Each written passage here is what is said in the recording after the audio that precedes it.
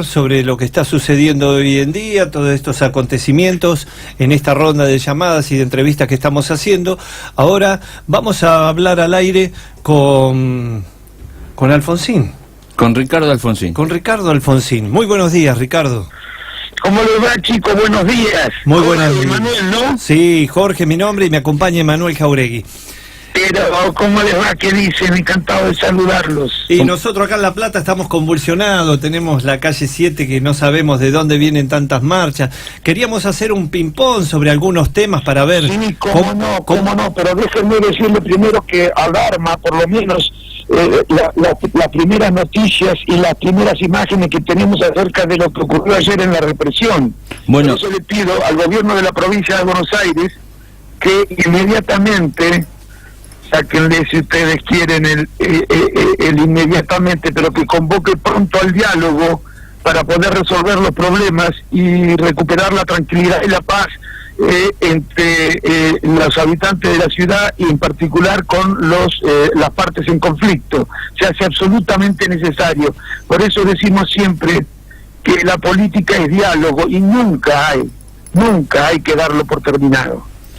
claro, porque nosotros, Ricardo, ¿cómo estás? Te habla Manuel. Estamos acá. Manuel, ¿cómo te va, Manuel? Sí, muy bien. No sé cómo están ahora las cosas, porque estoy encerrado en una oficina y no puedo salir. Bueno, mira, nosotros estamos acá en la esquina, justo de 7:48, y ayer también estuvimos en vivo mientras ocurría la represión, y vos sabés que dijiste una palabra fundamental que es el diálogo. Porque ya hace mucho tiempo que viene la gente de Astilleros reclamando y tratando de visualizar el problema y pidiendo el diálogo, y la verdad es que los eventos de ayer son lamentables porque enfrentan a pobres contra pobres. Enseguida viene de los dos lados está bien que repriman porque son unos violentos, y del otro lado no pueden reprimir porque son los trabajadores, reclaman sus derechos, y se pierde el foco. Entonces, no, tal cual. Lo que acabas de decir me parece que es la línea en la que hay que ir, es pedirle inmediatamente al gobierno. Por eso yo no, en función de la primera noticia, digo, y las primeras imágenes que tuvimos ayer, puedo decir eso, que uno no puede sino alarmarse por el nivel de la fuerza usada allí.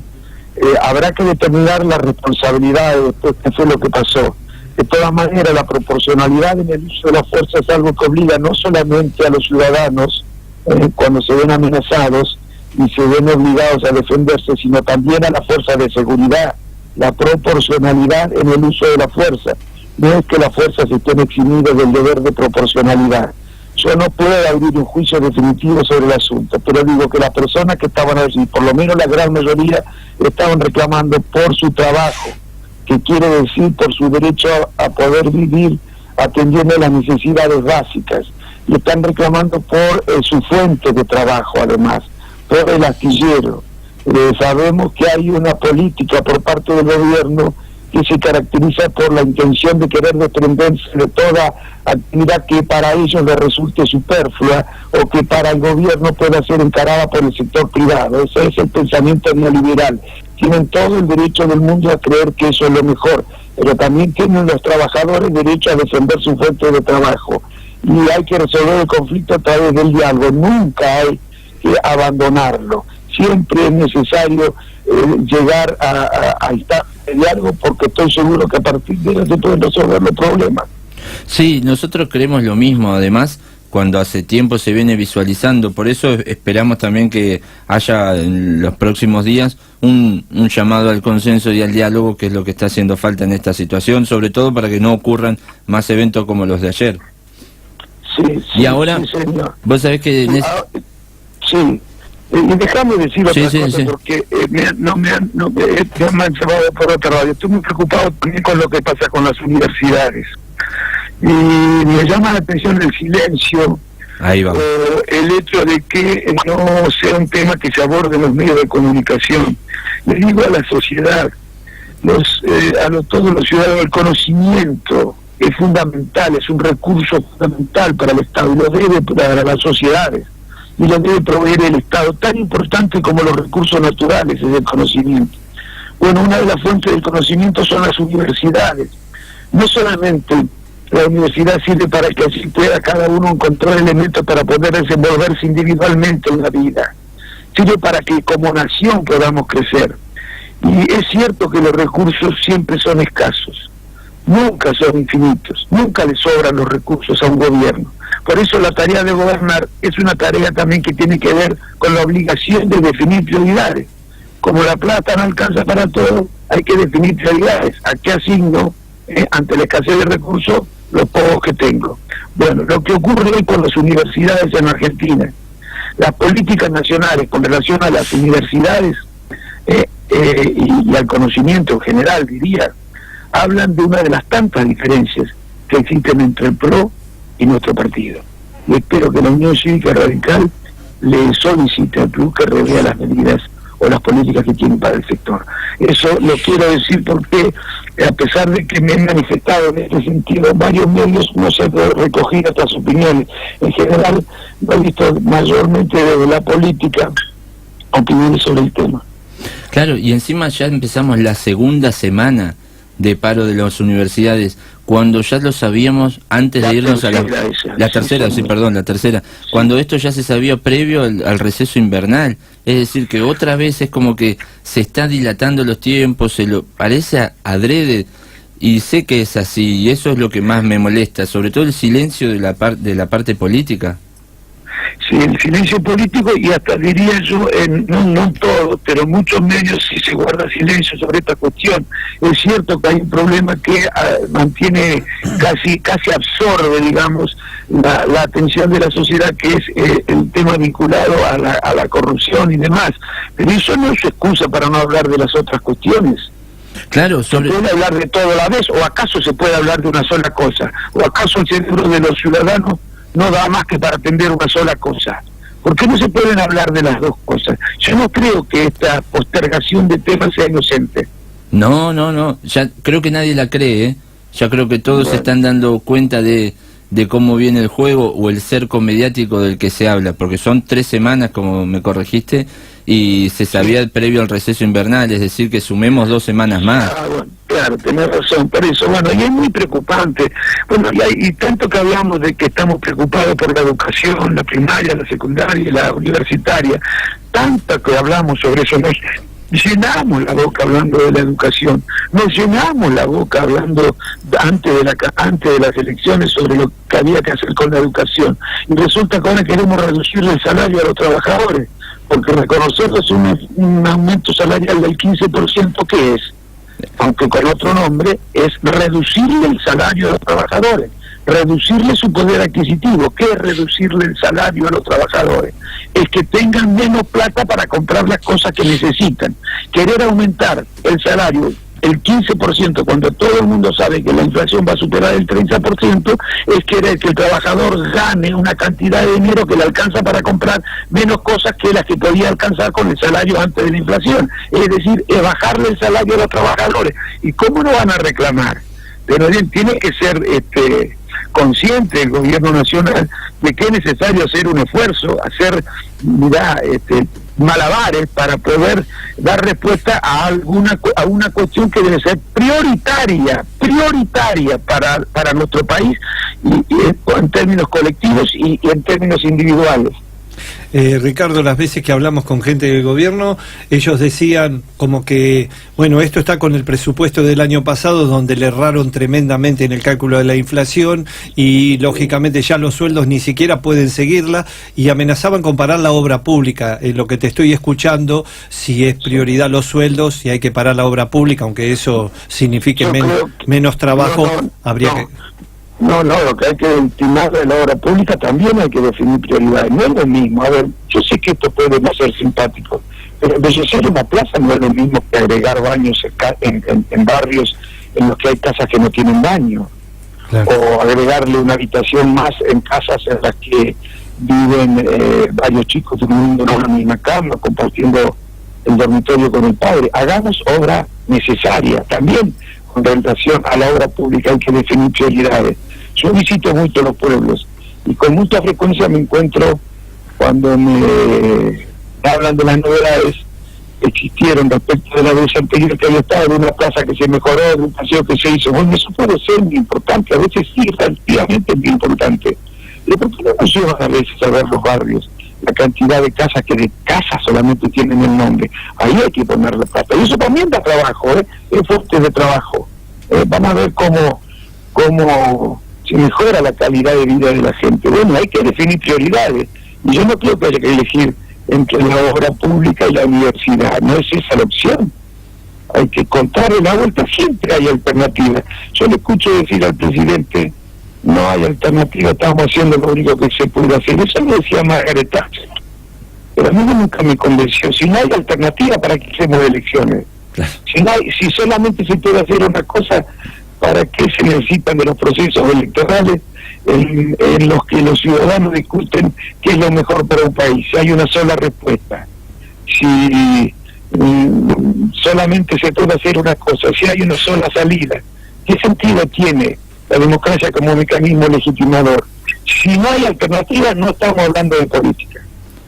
Si la política siempre tiene alternativa, que le digan en todo caso, miren, yo no puedo hacer otra cosa porque no me da el poder para hacer otra cosa, porque hay otros grupos, hay poderes fácticos que tienen más poder que yo, que me impiden hacer lo que quiero hacer. Pero lo que le digan eso a la sociedad, y la sociedad sabrá cómo tiene que actuar frente a esos poderes fácticos que impiden que se haga desde el gobierno lo que hay que hacer.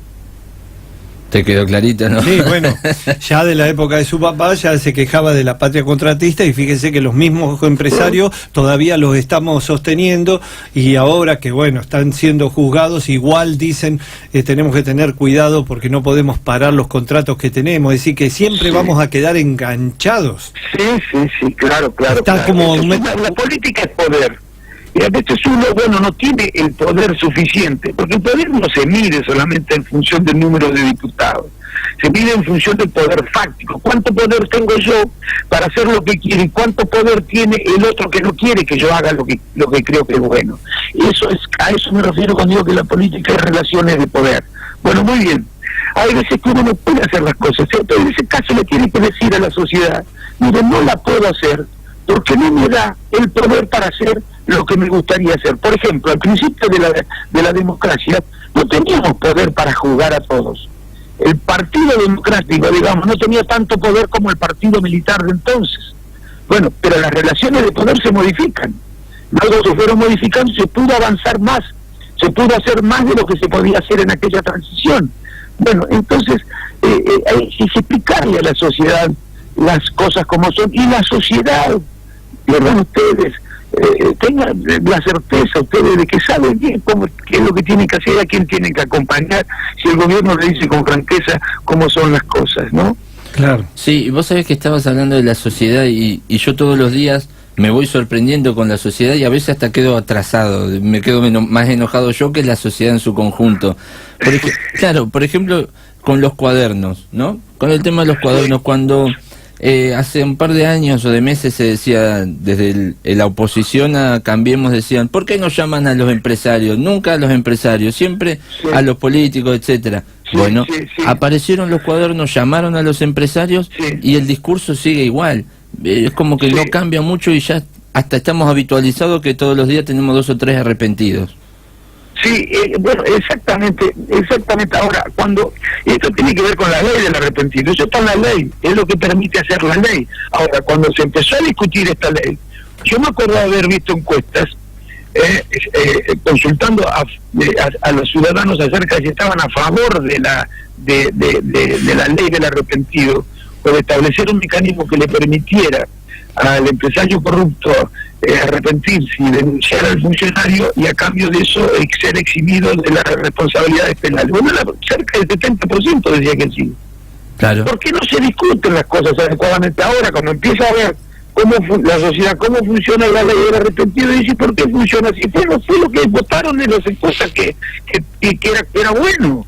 Entonces, por eso hay que discutir más para que la sociedad se entere de las cosas. Fíjense otra cosa, muchachos, que tampoco lo ven en los medios, habrán visto muchos títulos estos días que hablan de guerra comercial, porque los países se protegen, Estados Unidos que se protege, cobra aranceles, o pone cupos a la importación de determinados productos, o prohíbe la importación de determinados productos que se fabrican en Estados Unidos, y le pone título guerra comercial, ¿no? Las palabras tampoco son inocentes. Las palabras, las que se usan, bueno, generan una impresión, una imagen, una percepción por parte de la sociedad. Guerra comercial. En realidad podría decir, los países se protegen su fuente de trabajo, protegen su industria fijando aranceles o cupos. Pero hay algo que podría también llamarse guerra comercial y no lo llaman guerra comercial. ¿Saben lo que hacen los países, algunos países, para protegerse frente a los vecinos? Para, por ejemplo, quitarle inversiones al vecino. Bajan los impuestos más que el vecino. Claro. Y por supuesto que si bajan los impuestos más que el vecino, hay menos plata para seguridad, menos plata para educación, menos plata para planes de vivienda, menos plata para las universidades. O, por ejemplo, dicen, bueno, bien, vamos a bajar los salarios más que el vecino, o vamos a modificar la legislación laboral para que sea más flexible que la del vecino, para que así los inversores vengan a mi país, que es más conveniente porque, bueno, tienen menos exigencias laborales. O, por ejemplo, dicen, vamos a establecer menos exigencias ambientales que las que establece nuestro vecino, vamos a cuidar menos el ambiente que nuestro vecino, así los inversores vienen a mi país porque como los exigimos menos, necesitan invertir menos en cuidado del medio ambiente. ¿Por qué no lo llaman a guerra comercial también? O eso es sensatez, bajar los impuestos, bajar las exigencias laborales, bajar las exigencias medioambientales. Ustedes ven que digan guerra comercial entre los estados, y eso es una barbaridad. ¿Y saben por qué no le dicen guerra comercial? Porque eso perjudica a los trabajadores nada más. En cambio, la otra guerra de aranceles, cupo, perjudica también al capital. Claro. La otra beneficia al capital, porque los capitales, ¿qué hacen? Se para a ver qué país ofrece más cosas más ventajosas. Cosas ventajosas para el capital y perjudiciales para el trabajador. Yo no tenemos que y la política tiene la responsabilidad de generar conciencia frente a estas cosas. Lo que no tiene nada que ver con ser indulgente frente a la corrupción, al contrario. Mire, los progresistas tienen que ser más papistas que el Papa, porque le ponen una lupa grandota así, a los sectores de derecha no le ponen la lupa tan grande. Entonces, bueno, hay que ser muy exigente con la honestidad, muy exigente. A propósito de eso, la plaza de ayer, ¿la vieron la plaza? Oh, sí, las imágenes son impresionantes. Las imágenes eran impresionantes. Bueno, en ese sentido, yo digo que hay algo que está muy bien. En la plaza de ayer se colmó, digamos, de un reclamo de justicia, que está muy bien. Pero algo le faltaba a la plaza de ayer. Le faltaba piedad. ¿Y a qué me refiero? Porque no son incompatibles las dos cosas, justicia y un sentimiento de piedad. La piedad, aunque parezca algo demasiado religioso lo que digo, nos hace inmunes al odio y nos hace inmunes al placer frente al sufrimiento ajeno, incluso el sufrimiento merecido. Necesitamos justicia sin odio en la Argentina, justicia, que se aplique la ley, pero no grieta. Con grieta no hay diálogo, sin diálogo no hay política, sin política no se resuelven los problemas en la Argentina. Claro, porque a ver si te entiendo, lo que estás también queriendo decir un poco es que ayer en la plaza había como en algunas bocas el aire de revancha, de sangre, que querían venganza. En algunas, no digo en todo, como cierto placer. Exacto. Como cierta gozo.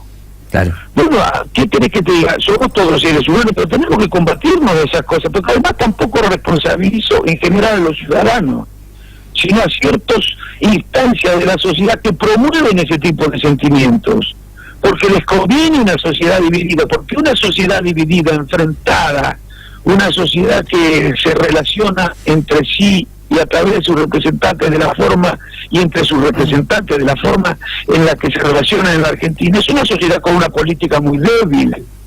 Y la política tiene que ordenar la sociedad, incluso la economía, y una política débil no puede ordenar la economía, porque la economía es fuerte. Por una política débil es más fácil que la economía ordene a la política en lugar de la política a la economía.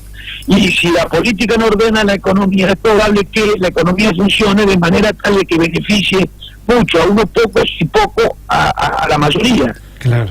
Ricardo, ¿y cuánto te enoja o cuánto te molesta a vos cuando se quiere reducir a la política y transformarla en una política básica? Como que no se pueden pensar dos cosas al mismo tiempo. Te lo pregunto porque... Eso no es política, claro, eso es de politizar. Y yo digo que la sociedad está despolitizada. Y está despolitizada y hay razones para que esté despolitizada, porque está la política atravesando una crisis. ¿En qué sentido? La política puede hacer por la sociedad, por los sectores más débiles de la sociedad, menos de lo que podía ser antes. Por una serie de cosas que ocurrieron en el mundo que le han ido dando a la economía mucho más poder que a la política. Y la política no se ha sabido definir, no se ha puesto a reflexionar, ni ha tenido el coraje de decirle a la sociedad: hay que pensar nuevas ideas para recuperar el poder que tuvimos en otro tiempo, poder para disciplinar a los grupos económicos que parecen insaciables hoy. El neoliberalismo es el peor adversario que podemos tener, que es lo mismo que el liberalismo. Lo que pasa es que, bueno, luego de la Segunda Guerra Mundial creyeron que el liberalismo, tal cual se lo había conocido antes de la Segunda Guerra Mundial, no volvía más. Claro. Luego volvió el liberalismo en la década 90, en la década 80, 70, en el mundo, con Margaret Thatcher y Reagan, y se los llamó neoliberalismo. Pero ese es el principal adversario de los sectores populares. Y acá estamos entre gorilas y no gorilas, entre que estoy con este partido y no con este partido. Atrasan, no se dan cuenta que el verdadero adversario, no porque sean malos, el sistema ha ido evolucionando cada vez con mayor profundidad a posiciones liberales. ¿Cuáles son las posiciones liberales? El Estado puede meterse en lo que quiera, menos en la economía. Y como de la economía depende de la mayoría de las otras cosas de las que tiene que encargarse el Estado ni siquiera pueden meterse tampoco mucho en las otras cosas. Bueno, entonces, bueno, así la economía va a funcionar bien para pocos y bastante mal para la mayoría. Vos sabés que cuando estoy enfrente de una clase y tengo que dar mis clases de salud pública y empiezo a explicar cómo se financian los hospitales, quién dirige quién decide cuánto salen las partidas presupuestarias y esas cosas, dicen, pero al final hace todo economía. Y sí, les digo, todo lo maneja economía. Claro, ¿qué es lo que caracteriza al liberalismo? Es que lo que caracteriza al liberalismo no es solo la idea de que el Estado no debe meterse en la economía, que debe dejar que la economía funcione en el sector privado nada más, que la decida el sector privado en el mercado. No es la idea de que despolitiza la economía. Lo que caracteriza al liberalismo es la idea de que a la economía deben subordinarse todas las esferas de lo social. La educación, la salud, el transporte debe estar subordinado a lo económico. Y ese es el principal adversario del pensamiento progresista. Por eso el otro día me reuní con Dualde y los estoy dándole muchos títulos con algunas cosas. Sí. Me reuní con Dualde y algunos en las redes sociales, las cosas que me decían, por eso contesté que me tienen harto los gorilas. Las cosas que me decían atrasan, son anacrónicos, no se dan cuenta de lo que nos está pasando, no se dan cuenta de los cambios que se produjeron en el sistema de partidos, no se dan cuenta de los cambios que se han producido en la política, de la debilidad de la política, y de cómo la confrontación entre los partidos políticos debilita más a la política. Después me reúno con un empresario y todos me dicen, ¿qué hablaste con el empresario? Ahora me reúno con un dirigente sindical y me dicen, ¿por qué te reuniste con un dirigente sindical? Bueno, en las redes sociales, eso es una discriminación clasista. Sí. Pero por Dios, bueno, miren, ahora el otro día me reuní también con Dualde y me preguntaba a raíz de la presidencia que Dualde propone para Labaña. Vieron que él propone que Labaña sea un candidato a presidente. Sí. Y por supuesto yo me reúno mucho seguido con Dualde porque ambos estamos preocupados porque vemos que con Argueta nos avanza en el país y consideramos ambos que es necesario hallar acuerdos fundamentales entre las fuerzas políticas para garantizar gobernabilidad a partir del 2019 y un tránsito tranquilo hasta el 2019. Bueno, pero él está proponiendo la candidatura de Labaña, que fue candidato de la Unión Cívica Radical. Nada más y nada menos. En el 2007, nada más y nada menos, y que tenía un gran respeto por él. Entonces empezaron a hacer una cantidad de especulación. Entonces, ¿qué va a hacer? Que yo no le contesto nada, a ustedes le voy a contestar. ¿Saben lo que voy a hacer, muchachos? Aunque no les guste a algunos radicales mi respuesta, ¿saben lo que voy a hacer? ¿Qué vas a hacer, Ricardo? Porque no corresponde a otra cosa, voy a hacer lo que sea mejor para el país, sin poner por encima de ese criterio ningún otro. Voy a hacer lo que en su momento considere que es lo mejor para los argentinos.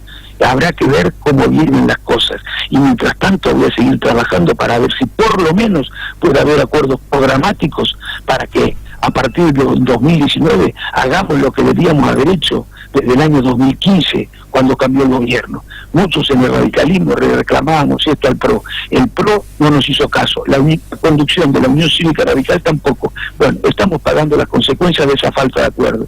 Quienes crean que con la grieta, con la falta de diálogo, se resuelven los problemas de un país, que apuesten a eso. Yo no. Y a ver, porque yo lo puedo entender, como dijiste vos en las redes sociales, que el ciudadano común no esté acostumbrado, todavía no entiende estos cambios, y por eso es necesario que salgas vos y salgan otros dirigentes a explicarlo. Ahora, no se los puedo perdonar ni se los puedo entender a los políticos que utilizan ese tipo de fotos como para hacer campañas de desprestigio, cuando se llenan la boca hablando de consensos y diálogos y acuerdos programáticos, y una vez que están en el poder, lo único que hacen es todo lo contrario. A ellos eso es absolutamente como decís, Emanuel. Yo puedo entender que los ciudadanos de a pie, que no tienen por qué informarse, por qué andar leyendo historia para ver qué es lo que pasó, y cómo pudieron progresar los países, si pudieron progresar con grieta o al revés, con acuerdos fundamentales, pero la política no puede callarse la boca. ¿Sabés lo que hacen los políticos? Muchas veces le dicen a la sociedad lo que la sociedad quiere oír. Están en la misma posición que el padre frente al hijo, claro, para quedar bien con el hijo. No es otra cosa que aplaudirlo, sobornarlo con el aplauso y decirle que todo está bien. Bueno, así que haga política otro, yo no. Claro, estamos luchando en la política. Acá tenemos un tema que viene de a 40 años, siguen como antes, no quieren ayornarse o no les convienen, parece que se arreglan entre sí, las grietas siguen, pero ya no es solo entre partidos, sino que además dentro de los mismos frentes. Si la política no da la solución, ¿qué le podemos pedir al ciudadano a pie? Exactamente, además llega en la sociedad también la división, pero baja el conjunto después de la división, pero no solamente la política, muchachos. Yo les diría que más responsabilidad, mire, tienen algunos medios, por supuesto, trabajando para la grieta, y como los políticos son tan dependientes, han aceptado a subordinarse a los medios, porque en definitiva el escenario en el que se desenvuelve la política, ¿cuál es? Los medios. Sí, lo que pasa es que si no están los medios no están en la política. Mirá lo dicotómico y lo contradictorio que es, que mientras nosotros charlamos con vos, en los grandes medios de comunicación hace 3 horas que están con que Cristina sale de su casa y está llegando al Senado, y es una cámara siguiendo un auto y un periodista relatando cómo Cristina está llegando al Senado. Ese es el contenido. Bueno, ahora yo digo, entonces deben creer algunos, no son todos los medios, pero algunos deben creer que somos tontos nosotros, que nos es el órgano de la comprensión, como decía Ortega y Gasset, que somos tontos, que nos arreglan con un hueso, que nos tiran unos tejitos de colores para que nos distraigamos. Claro. Entonces los partidos políticos tenemos la responsabilidad de empezar a combatir estas cosas, no bajar los brazos y tirar la toalla frente a estas cosas.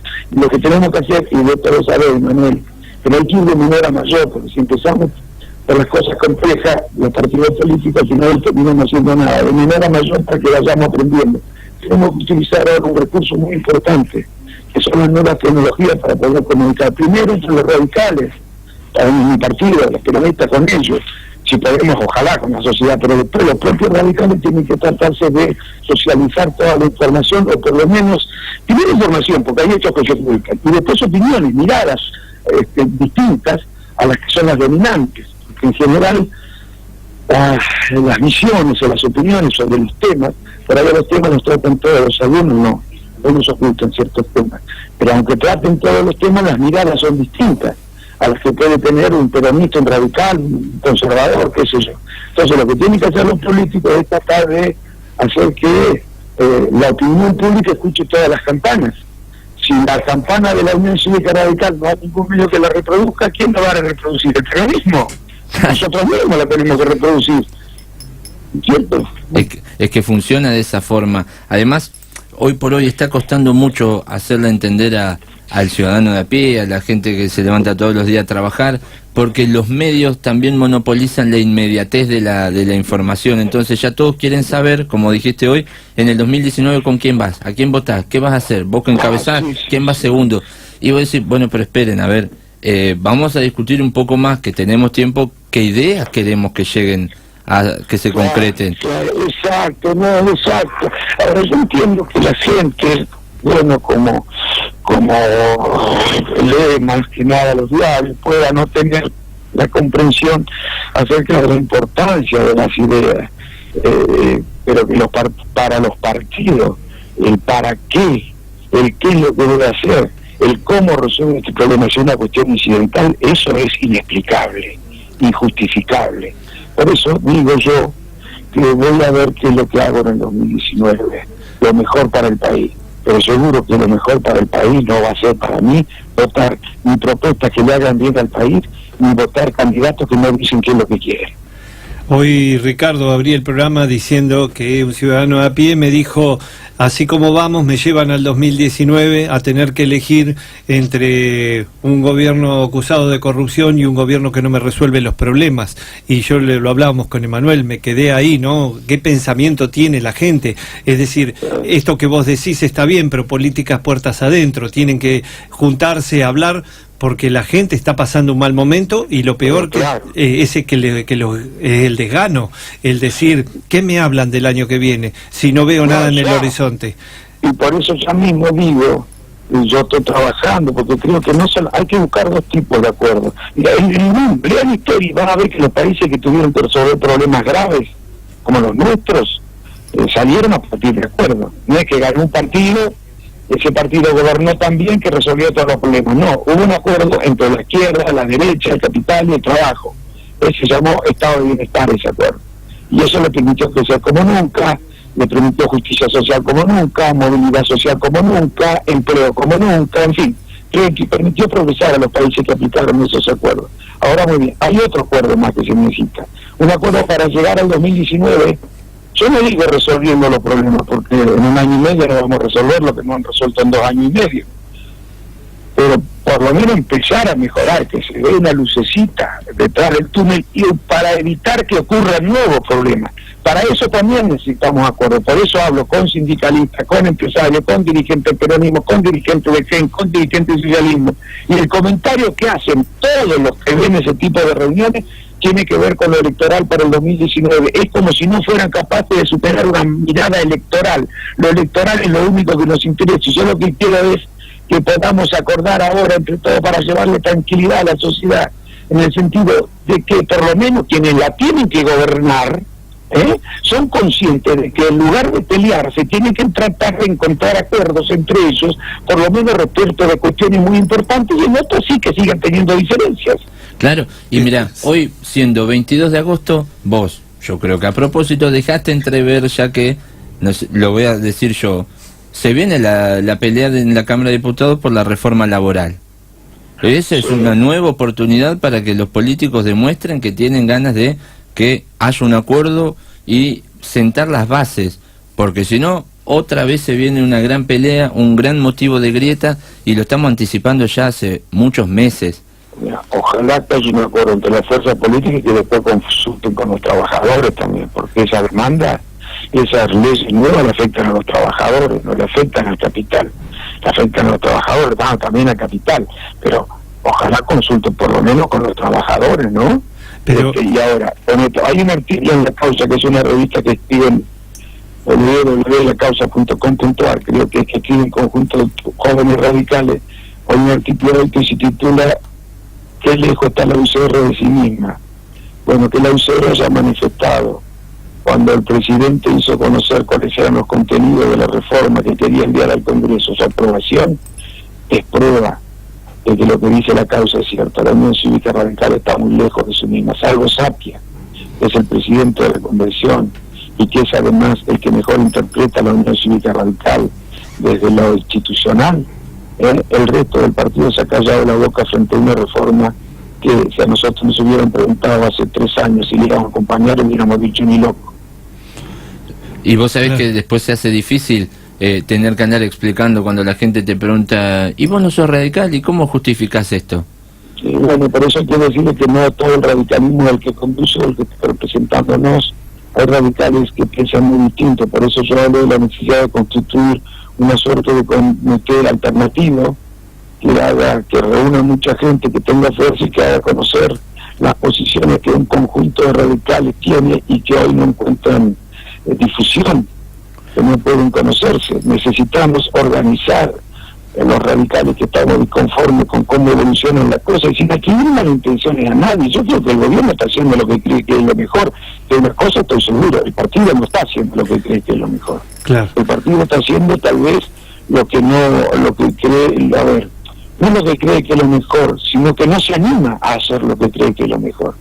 Miren, en política, muchachos, una de las cosas que hay que vencer es el temor, si no se dediquen a otras cosas, Claro, se dediquen a otras cosas. pero Ricardo, cuando antes los partidos eran fuertes, yo esperaba que por lo menos con partidos fuertes se pudieran tratar los temas a largo plazo y dejarlos de coyuntura para el partido y para los que estaban gobernando. Pero ahora están todos los partidos trabajando en la coyuntura, ya no hay partidos, son todos personalistas, todas vanidades. Es muy difícil ahora poder decir, dejemos los próximos 6 meses para los que están en el gobierno y hablemos qué va a pasar el año que viene, y ni te cuento a futuro, hablar qué tipo de educación queremos.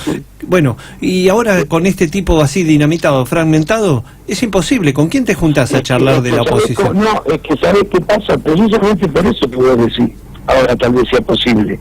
Porque antes, para decirlo de alguna manera, cuando los partidos eran fuertes estaban agrandados.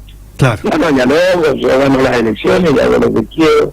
La sociedad tampoco exigía demasiado que se pusieran a dialogar entre ellos. Ahora que están muy afectados en su legitimidad, ahora que existe un gran descreimiento por parte de la sociedad respecto de los políticos y de los partidos, ahora tienen que hacer algo que sea capaz de empezar a despertar la confianza en la seriedad de los políticos. Y lo primero que deberían hacer es dejar de agredirse y dialogar.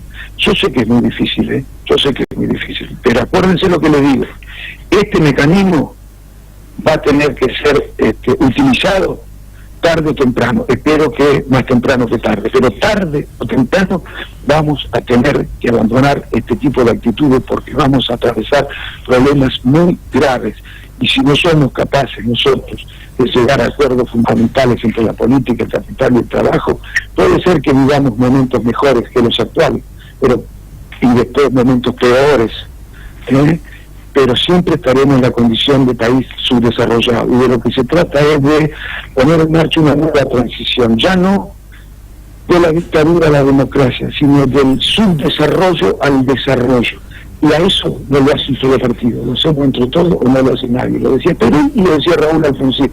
Algunos radicales deberían volver a leer, si es que alguna vez lo hicieron, si no leerlo por primera vez, Democracia y Consenso, para que vean cuál era la visión, ya que dicen referenciarse tanto con Raúl Alfonsín, que él tenía acerca de cómo había que enfrentar los problemas de los argentinos. Vos sabés que mientras estábamos charlando ya empezaron a llegar algunos mensajes y dice que quiere hacer qué. Entonces, claro, es algo que por ahí yo ya lo tengo masticado, ya lo he escuchado, y claro, traducirlo, ¿no? A ver, ¿cuál es el problema con que vos te quieras juntar con un montón de radicales que piensan igual que vos y digan, nosotros radicales pensamos distinto a los radicales que están dentro de Cambiemos? ¿Cuál es el problema? Claro, ¿cuál es el problema y por qué no? Si siempre fuimos un partido horizontal, o se creen que ahora porque están algunos conduciendo el partido, los que no estamos de acuerdo con la conducción no tenemos que callar la boca, se equivocaron de partido, los que piensan así. Además, van a militar a otro partido, porque nosotros no, eso está asegurado en la carta orgánica, y veremos quién. Pues fíjate que los que pensamos así además tenemos mucha más imagen que los que no piensan así en las encuestas, ¿no? Así que empiecen a pensar, algunos si no estarán un poco equivocados, ¿no? Yo no me atribuyo mala fe, como suelen atribuirnos a nosotros cuando marcamos las discrepancias. Yo creo que quieren lo mejor, pero lo que ocurre es que no coincido con ellos acerca de lo que ellos creen que es lo mejor. claro. Bueno, el gobierno gastó el caudal político que tenía de más y ahora, para la próxima elección, va a tener que llamar puertas adentro a todas las fuerzas que participan dentro de Cambiemos, y espero que ahí tengan ustedes la oportunidad de hablar con los otros radicales y con las otras fuerzas, ¿no? Tanto la el gobierno, en lugar de salir a tocar timbre como hacen, Sí. se vaya a tocar los timbres de las fuerzas políticas Tal cual. para convocarlos a un diálogo. Eso sería mucho más fructífero que andar visitando casas de gente conocida. Y también vamos a esperar y vamos a ver si los El dirigentes... gobierno y los radicales. Porque claro. los radicales Ahí. también, eso a veces me da un poco de vergüenza, porque no sé, me da un poco de vergüenza, porque eso yo no creo que sea exactamente militancia, ¿no? Bueno, mi preocupación por los problemas de la gente, la preocupación por los problemas de la gente, uno la evidencia a la hora de gobernar. Bueno, Ricardo, Gobernar el gobierno. sí, No, está- se nos ha terminado el tiempo del programa. Le agradezco mucho que haya participado y es bueno reflexionar. A veces justo estos días de caos son donde nos podemos poner a charlar de... Pero es que yo me niego a aceptar que los políticos no puedan pensar en paralelo. Eso es mentira. Claro, pero por supuesto, la política, las sociedades son seres humanos, que todos pensamos igual. El que piensa así entiende, no entiende lo que es una sociedad, no es que no entienda la política, no entiende lo que es una sociedad, y claro, al no entender lo que es una sociedad, no entiende cómo debe desarrollarse la tarea que tiene por objeto organizarla. Esa tarea es la política. Así son las cosas. Ahora, bueno, yo he dicho varias cosas, chicos, si lo hubiera, porque son dos jóvenes con los que me gusta conversar, pero eso, otro me hubiera dicho que le he dado varios títulos, algunos medios herméticos, pero se le puede sacar el jugo. No, sí. quédate tranquilo que lo vamos a hacer. No, sáquenle los jugos que quieran, hagan las interpretaciones que quieran. Después yo, del mito no, si estaba bien interpretado, digo, si está mal interpretado, digo no. Me parece perfecto, Ricardo. Bueno, chicos, Un abrazo les mando un abrazo grande y muchas gracias. Otro para vos. Chao, un beso. a usted. Adiós. Ahí teníamos a Ricardo Alfonsín,